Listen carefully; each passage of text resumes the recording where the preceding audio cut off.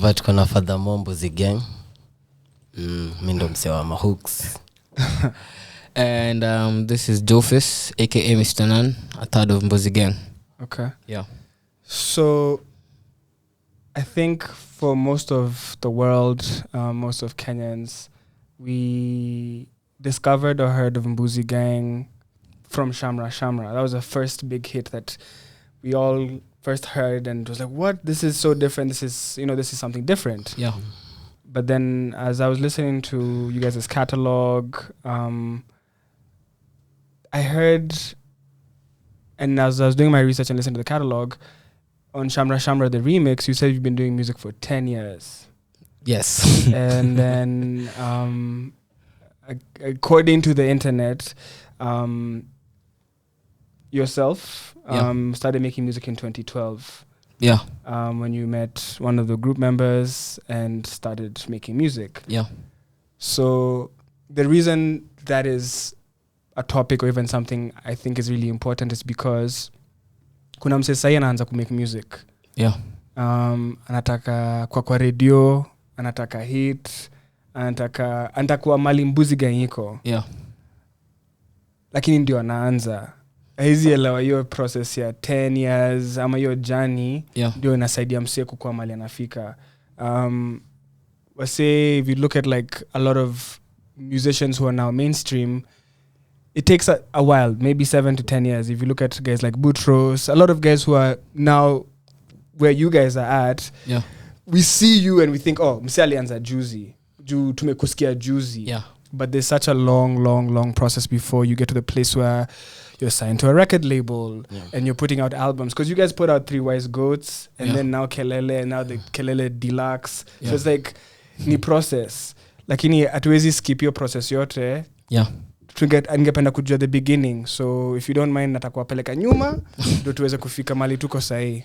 Ni sawa. So Jofis, tulianza music lini?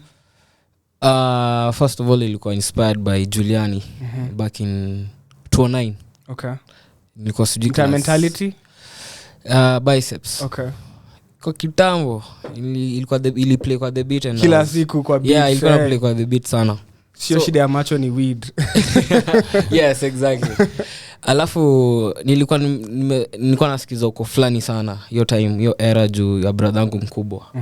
Uko fulani Mau. So yo culture hip hop iko inspire sana.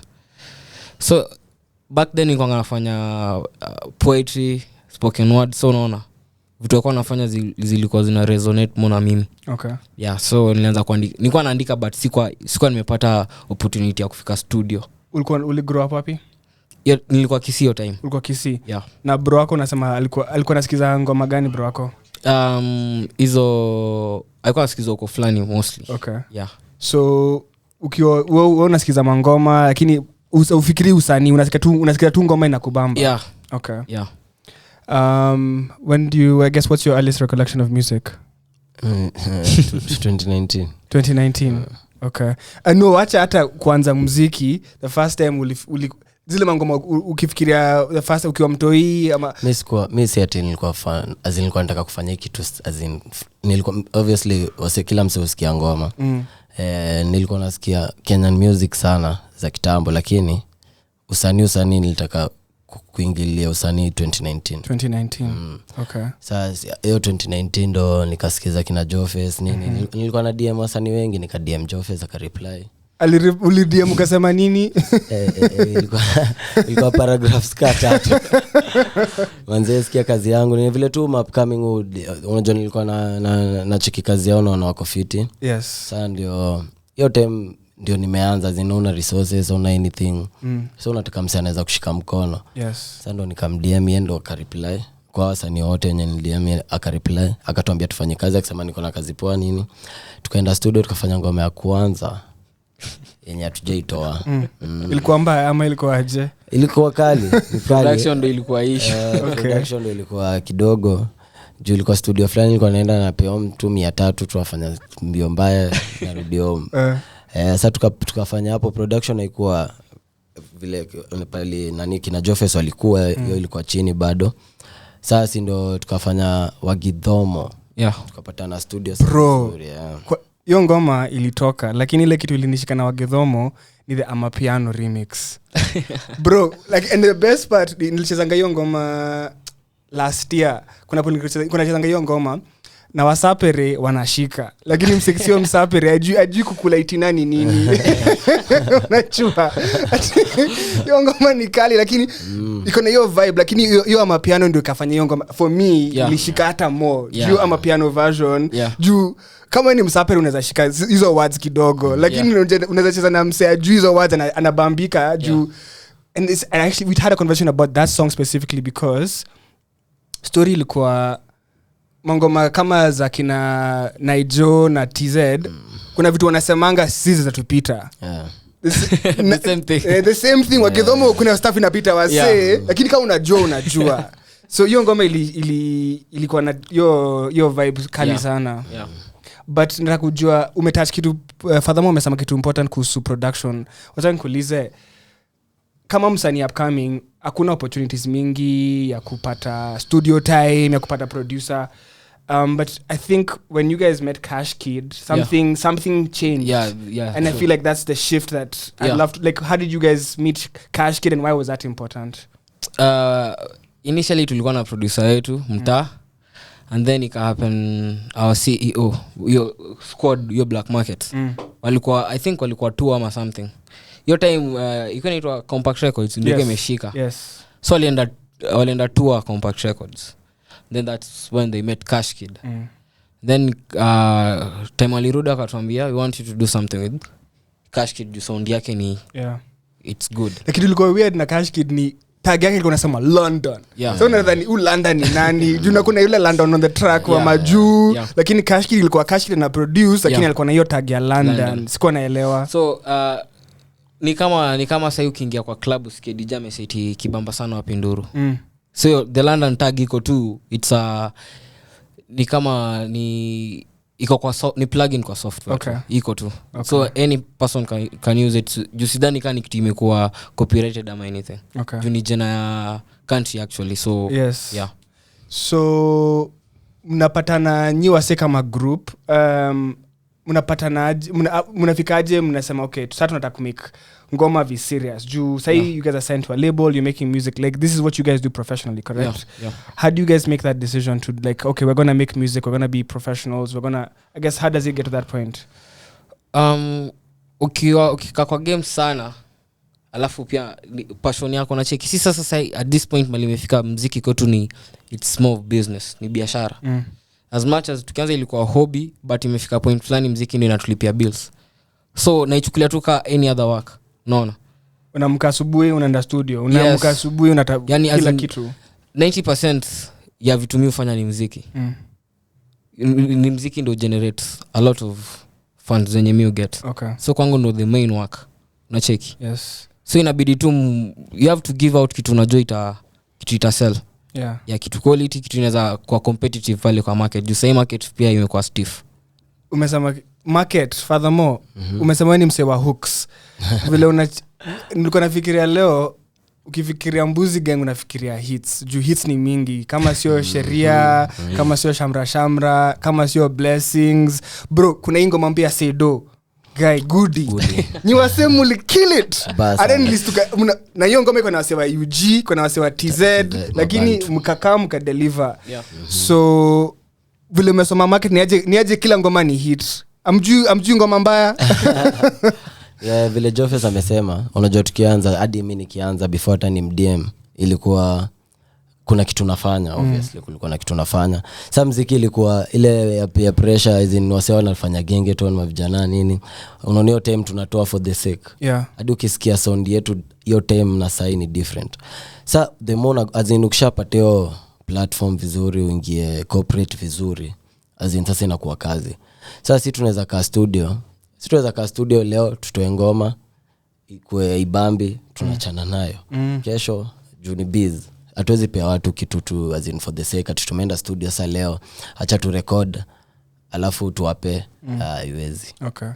Ndio maana sasa zinakuanga banga. Leo nimesikia ngoma fulani imeni throw off sana. nimesikia goons bro that's I foolish remember Jakam. Yes Ajakam Yeah. lakini hiyo ngoma ni drill Yes. So najua nimezoea kama ni Mbuzi Gang najua Gengeton najua Maclub Bangers lakini nimestukia ngoma ya drill nikasema aya so versatility iko. So hiyo ndio kitu tulikuwa tunataka kufanya kwa actually our album ya kwanza hiyo The Three Wise Goats. It's something different. Tulitoka hiyo comfort zone. Exactly. Try something different. Unaona? So sasa Kelele nao sasa ilikuwa ni ile kila mtu anakuja na personal touch juu it has icona tracks saba. The Deluxe has 8. Oh 8. Yeah, Deluxe has 8. But ukisikiza EP yenyewe projects zingine ni solo projects.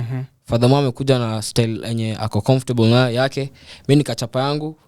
I foolish akafanya yake. Tulikuwa tunataka kuonyesha watu the individual.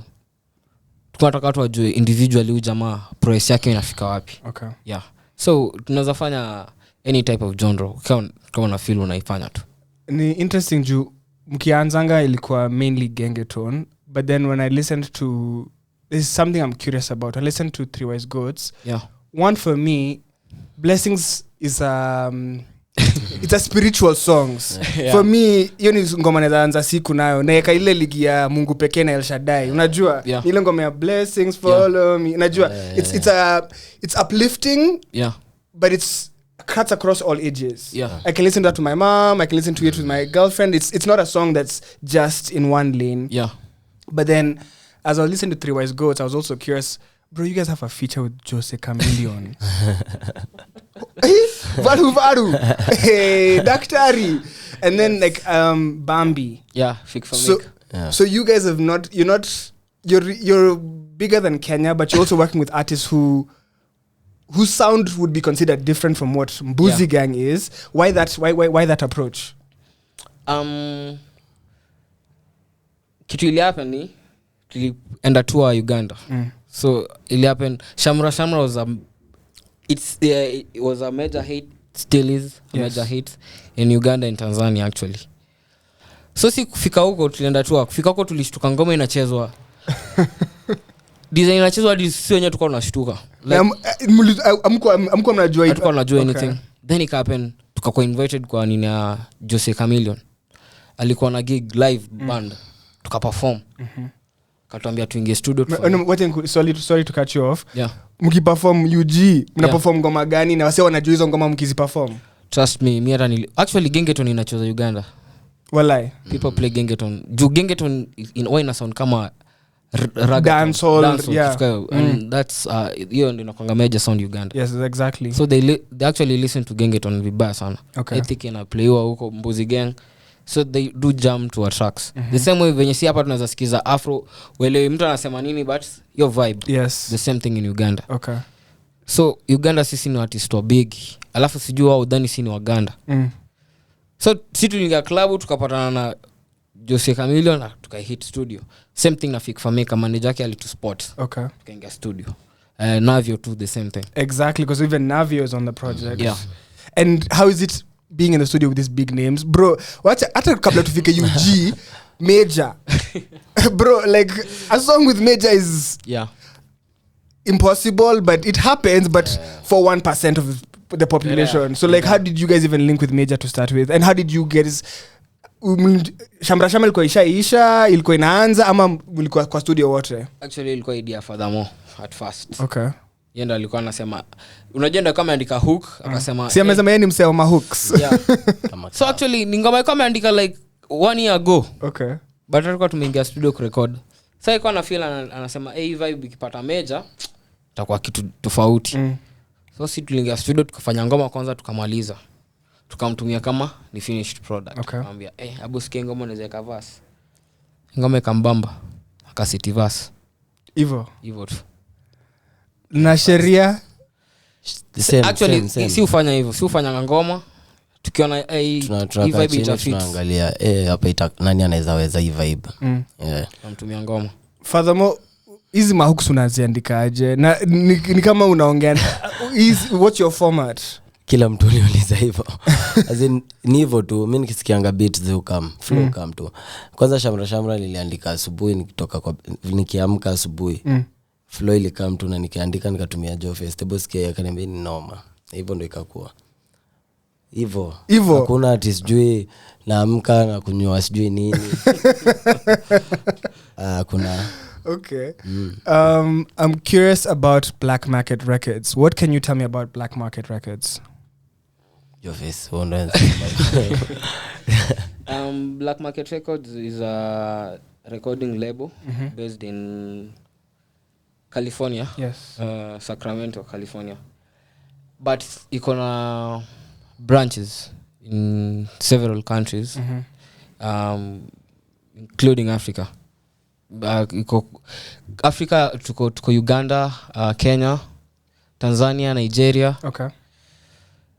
And walikam Kenya, walikuwa wanataka kuspread your wing. Especially when Gengeton was hitting, a lot of major artists were going to Black Market Records. Yeah. So venye walikam Kenya wali spot talents. Waka major mostly into Gengeton. Mostly wali support Gengeton acts. Yeah. Right now ofisi zetu ziko hapo Mountain Mall, behind Mountain Mall, Thika Road. Okay. Yeah. A very serious question about Black Market Records. Yeah. You guys as Mbuzi Gang, being signed to Black Market Records, how has it helped you in the sense of what would you never have been able to achieve had you not? Because we see the videos, we see the features, we see the hard work, we see a lot of things happening, but a lot of people would never understand, okay, you're signed to a label, what does that mean? Yeah. But I guess for you guys as Mbuzi Gang, you know the difference with or without. So I guess how has being signed to Black Market Records helped you guys to the point where you're at right now? Mimi naweza sema as in bila Black Market atungekuwa pale tuko sahi. Kabisa. Sasa vile nimekuambia before nipatane na Jofes, hizo kituka resources as in studio, video, vituka hizo msanii upcoming hizi jua vile atapush ngoma yake. Unaona vitu tuseme Spotify, Boomplay, vituka hizo. So unaona ukipatana na tuseme label kama Black Market inakusaidia kwa hizo vitu zote. Zinwewe kazi yako, your main job to focus on making the music, like you were saying. Kazi ni kutengeneza ngoma, unaamka unafanya part yako. Okay. So same thing too, before nilikuwa na struggle hiyo story, studio sessions, kushoot vida, promotion, marketing, kwa ngoma kwa DSPs ilikuwa a lot. Na plus sasa nikiwa na shida labda ina come through. Okay. Yeah. So niko na swali interesting. In terms of Mbuzi Gang, you were say mko na hits mingi. You're known across East Africa.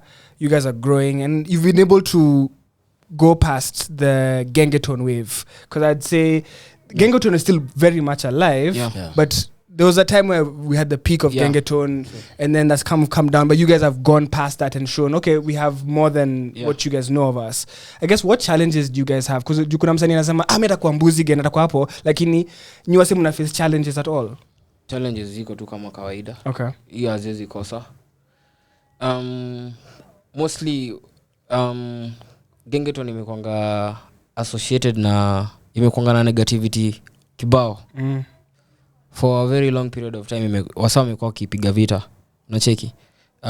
Major household media household names, watu wa big kwa industry, unacheki. As you know, tuna feel kuna venye industry inakuwa run by cartels somehow, venye sisi tunajua. So unapata bado ngoma ni kali, but one or another I receive ile love. For example, kama site sema Afrobeat, unacheki. Zinachezwa kabisa, bongo inachezwa Kenya. Actually sasa ukiangalia stats, Diamond and the likes wana streamiwa more in Kenya compared. Actually utaangalia top 10 utapata labda ni Otile Brown peke yake pale, unacheki. Labda. So bado hatujafika ile place inafaa tufike.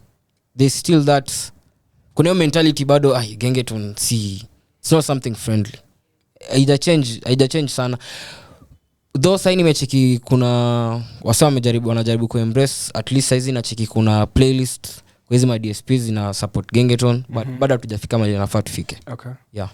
Furthermore, would you say that Mbuzi Gang is, what genre of music would you say Mbuzi Gang makes? Because mi nimesikiza ngoma zenu mingi na siwezi sema kuna genre moja, sababu kuna za mapiano, kuna za drill, kuna za gengeton, kuna za, so how would you define Mbuzi Gang sound? Mimi tunaweza sema ni as in gengeton ndo imetu hiyo ndo imetu create. But sisi ati tuko hapo sana, but sino wasanii, tuseme tu sino wasanii. Lazima tuko creative nini. Alafu ndio niongeze kwa kitu Jofes alikuwa anasema, unaona hiyo madhara fulani wase wako nayo kwa wasanii wa gengeton. Hiyo ndio kitu imewa wasanii wa gengeton mbaya. Sasa unaweza pata mtu kaa uko show na mtu kaa nani kaa huyo Tile. Sauti ile unaona yeye anaambiwa anashughulikiwa nini show, anaambiwa check tuseme example lini amount na state tuseme 1 million nini. Alafu anakuja kwenye vijana pea huyu 20,000. unaona vitu kama hizo azini nyinyi ni vijana, alafu anaona tunawa need sana kushinda vile wanatu need. Unaona vitu kama hizo, alafu hiyo ndo kitu imeua sana. Hadi niliona juzi sijui Nelly the Goon alikuwa na complain bro. Nilicheki story Nelly the Goon, karibu nisikia kulia. Yuko na make sense bro. That guy is one of the most creative, most talented bro. Ni ngumu mbeat lakini bado wase wana suffer. Sasa ndo nakwambia vitu kama hizo ndo zinaua sana wasanii wa gengeton. Hiyo mse appreciate hiyo hard work yako, as in talent yako. Msana watueni msanii wa gengeton hivyo. Niambie ilikuwa idea nani na juu hizo, especially ilikuwa idea nani hizo to take those songs that you guys have made and make amapiano remixes? How did that happen? Because that's, I don't know, like that was very ilikuwa kazi ya CEO wetu. Hiyo ni kama a good mistake. Unajua we don't know if this is going to work or not, and then boom, like that was, I find it genius because one, it allows it to reach a bigger audience who might not, maybe the Wagadhomo original or like the you know, like that was a really smart move. So ilikuwa idea CEO wetu. Okay. Alisema mkifanya ngoma sahi, if possible 20 version ya amapiano because it's something that itatupeleka kwa market tofauti, something different. Na pia bado ni content, unajua it's still Wagadhomo, so sound inakuwa broad, tuna reach a wider audience. Okay. Kwa sasa vile umesema Kelele is a nice showcase of how each of you guys in the group bring different, I Foolish, kuna Joface, kuna Fathermore, all of you guys are bringing your different styles, your different vibes together. I guess kuna Deluxe na kuna ile, I guess what's the difference? And then there was a bit of confusion with the release. I was personally confused. I want to be honest. Sikuwa naelewa nini ilikuwa inaendelea, but I was excited because I think Tela and Nakina guys were saying, oh, this is coming out. I was like, okay, this is dope. And then it didn't come out, and then it came out, and then when I was on, I saw there's the original version, and then there's what's the confusion there? Just for anybody who's, because it's out there, but we don't know the story. If you guys can share with us, I'd love that. So the thing, so unaona si ufanya ngoma kibao. Then nafika point mna decide hizi ngoma zinaweza ingia kwa EP ama hizi zinaweza fit kwa EP. So Deluxe ni EP, but tunaongeza ngoma zenye watu hawajasikia bado. Okay. Zenye zilikuwa zinafaa kuwe part of the EP, but hatakuwa tumesiti the first place. So Deluxe inakuwa kama ni extended version. Ni ngoma zenye umefanya lakini amukaka kwa original release. Alafu sasa mnakuja ku release baadaye sasa. Okay. Okay. And Fathermore nikuulize, kuna, when I was going through you guys' catalog of music, all of the biggest artists I could think of mshawak na wao. Nikifikiria Jovial, nikifikiria Major, nikifikiria hata remix ya Shamra bro, nikifikiria Jose Chameleon, nikifikiria ngoma mpya ya Sedo. Kuna mse bado mjawak na ungependa kuwak naye juu, I mean obviously. Kuna nani amebaki except Nyashinsky na hiyo it happen, ni nani amebaki? Kuna mse mjawak naye ungependa kuwak naye? Nyash tu. Okay. Joface labda kuna artist big sasa anafaa kuwork na mimi sasa. Sisi tunatafuta tu. Sasa itaanza kutafuta sasa pia. So wase kama wanatafuta wanazowapata wapi? Ni wase are you guys easy, like how do people reach you guys? How do people find you? Kama Father Mali nipate anyone can reach. Wallahi. So DM unasoma DM una reply. Zote. Kama kitu ni relevant siwezi respond. For example unani text hi. Hello. Ukini text ni text kama explanation. Sema kitu nadai hapo tu. Si back and forth. Okay. Kitu tu haraka tu hapo mbio. Kama inaweza atakwambia inaweza kai iwezi na kwambia tu iwezi. Okay. But stories are high hiyo na no ignore. Okay. Yeah. Wewe unatuma DMs ama una receive? Unajua ulisaidika na DM, lazima wengine wasaidike pia. Huyo account yake imekuwa hacked and deleted. This makes sense to me. I'm glad we sat down because when I was listening to Kelele, as I was listening to the songs, I was looking, okay, what's the name of the song? So it was confusing for me because naona Jofez is featured on this song. Alafu so iko na make sense sababu mimi na si project ni Mbuzi Gang. So nashanga why you featured because you are Mbuzi. So it's like but now because you're saying some of these for like goons ni I foolish akina me feature Caterpillar. So explain your process. The thing is this. Mbuzi Gang, kuna Mbuzi Gang as a brand, and then kuna sisi individuals as a brand. Furthermore bado anaweza fanya projects zake. Okay. Post kwa channel yake as furthermore anaweza fanya vitu zake. Okay. Same case na sisi wengine. So kwa project ya Kelele ilikuwa Mbuzi Gang featuring the individual acts. Okay. Yeah. I don't know if this is true, but the name Mbuzi, is it really what this is? Iko na meaning actually. So according kuna mali stuff nimeona tunasema money bitches under zero influence. Yes, is that true? Yes. Yeah. Explain. It's self-explanatory.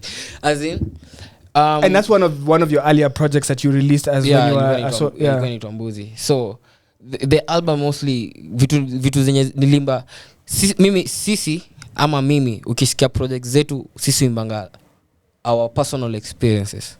Si wimba vitu zenye sisi wimba ni vitu zenye zimetufanyikia ama something you can relate to. So it's either money, it's girls, and we are under zero influence. Hakuna mtu mwenye watu copy. Okay. Tunaimbanga vitu zetu according na venye tunataka. Okay. Yeah. Father Mwacha nkulize, umefanya shows UG, umefanya shows mingi Kenya. Kuna wapi kwingine mngependa kuperform, mjaperform bado? Tanzania, Nigeria, South Africa, alafu obviously Maju. Okay. So bado mjaperform TZ? Bado. Na Nigeria pia mngependa? Yeah, sana. Okay. Artists from these other countries, you know how you're saying guys in like when you go to UG, you're seeing the love you're getting. Yeah. Are there, and then now with this new Sedo project, I'm sure there'll be guys from Tanzania who'll get to hear about Mbuzi Gang if they've not already heard about Mbuzi Gang. But like, are there international artists who want to work with you guys who've reached out? Ilikuwa Mr. Easy. Okay. But tulichelewa. Tulilalisha. Okay. But najua tu time itafika juu sound yetu ni unique. Of course. Yeah, so ngoma inachezwa, ngoma zetu nazo zinachezwa. Okay. That's the good thing. So with time hatuna rush. Najua tu ita come through. Okay. Yeah. Curious to know, you guys have done a really good job in the sense of you have a diversity of singles, but you also are putting out projects. I'm curious to know, in Kenya, not a lot of people consume projects. Yeah. Even the world over, you'll hear the single, but a project is not something that's so common for people to... Wasikizangi my album. Actually, utakuwa surprised. People listen to albums vibaya sana. Explain. Oju music where wase wanajua ile ngoma moja ile kubwa lakini albums sio popular sana wase kusikiza albums. Ni popular actually. Okay. Juu kingia ukitaka kujua ni popular ingia kwa hizi streaming sites. Boomplay. Boomplay wa Cardinal yako 10 million streams. Sisi album yetu ndio ishaingia 1 million streams already. Kelele or Three Wise Goats? The Three Wise Goats. Okay. Ishaingia 1 million streams na counting. Okay. So people do consume music. When I consume project, hata wasikizi dile ngoma moja peke yake, wanasikiza the whole thing. Unapata msee ako kwa gari ni safari anaenda mahali. Anasiti tu album yako akisikiza tu akijibamba. Okay. Yeah. So that's why it's important. So I was going to ask, so why do you guys find it important to release a project? So mnaona wasi wana consume project so mnawapatia hiyo motisha kufanya more project more. ina widen audience yenu. Plus at least sasa watu wanajua ability yenu, process yenu inafika wapi. Juu mtu sasa anaweza sikiza a bunch of tracks anajua say si one hit wonders. Ni the good. Furthermore, as we wrap up, I want to know, when you're not making music, what do you do for fun? Uko na hobbies? Tunajua unaweza imba, tunajua mistari uko nazo, but like I guess when you're not making music, what are you doing with your life? Mziki tu bado. Hapana, aunangi series au chezangi? Obviously, mimi si fan wa movie sana lakini movie watch. Tumesi ati ni kitu mufanya sana. But kuchill tu na maboys mtaa. Na pia hiyo kuendelea kuandika muziki. Mambo ya PUBG ni za Jofes. Jofes. I want to know from you, when it's all said and done, what do you want to be remembered for? Kuamua fadhamo. Hiyo kitu bado hata sijafikiria vizuri. Na flow as in me will live life. Uwezi jua kitu happen kesho. You don't know what will happen tomorrow. So me will live today ni kama star. Kesho haiko. Because tomorrow is not promised. That is very, very true. Yeah. Mbuzi Gang is on the way up and continuing to rise. I'm very proud of you guys for, I guess, what you guys have been able to achieve in terms of breaking barriers of collaborating with artists from different countries, breaking barriers of not just the gengeton sound, but even taking your sound farther. And even when I can hear a drill song, when I can hear the Amapiano version, I can see growth. And bro, it's been 10 years. Why haven't you given up? The passion. As in, this is what I want to do. This is what I'm good at. This is what God gave me. So I have to use it. You know life yangu sasa. As we wrap up, I guess, what do you guys want people to know in regards to Kelele? Are there any shows coming up? What can people expect furthermore? Wase tu Kelele Out Now kila mahali. Na ni mbaya kaujasikia akia nani. Yongo hadi Kelele video iko outside. Iko YouTube. Wase wafike huko. Content zinakam kibao. At least after, let's say, a month itaisha kaa kuna kitu ime drop. And nami pia I have a project on LP. 12 tracks. It'll drop October. This October. Wow. So there's a lot of music coming through. A lot. Tunataka kuflood market mbaya. Mnadhani unajua vile tuliona Kasarani imejaa? Mimi niko na swali. Unadhani tunaweza jaza hata kama ni Nyayo bro? Inaweza jana? It's possible. How do we do it? It's possible. Whatever Nigerians are doing. Nigerians embrace sound yao. I don't think tena Nigeria upate wana play seme 70% foreign music and then haiwezekani ni yao. Hadi imefika mali sai commercial, nothing foreign. Bro, hadi Ed Sheeran anahitaji Burna Boy. Imagine. Unajua? Embrace yo, they listen to their own. Unacheki. If we can do that in Kenya right now, vitu zita change. Juu unapatanga Kenya ina determine a lot, especially kwa entertainment ya Africa. In the region. Tuna determine Nigerian artists come here to get paid. Yes. They come here to get paid. So that says a lot about Kenya. No. So if we embrace our own, to educate watu juu ya muziki nini, trust me, kuna country itakuwa inatuguza. Nyi waseni mawise goats wallahi. Muendele vile mnaendelea. Mshafika good status na hope muendelee. Ningependa kuona mkienda UG, mkienda TZ, mkienda Maju. Your music, unajua tunaimbanga hapa Ibo na Shayo hatujui ni nini. Mbona tusiimbe shamra? Mbona tusiimbe sherehe ni sheria? Unajua it's possible, but it's us to make that decision. Hi guys, I want to play the project Kelele EP. that is out now. Please go check it out. It is available on all streaming platforms. And I want to thank Mbuzi Gang for coming through today. So we're going to be listening to the project in its entirety, and we'll be right back. So thank you guys for coming through. Shukran. Hi guys.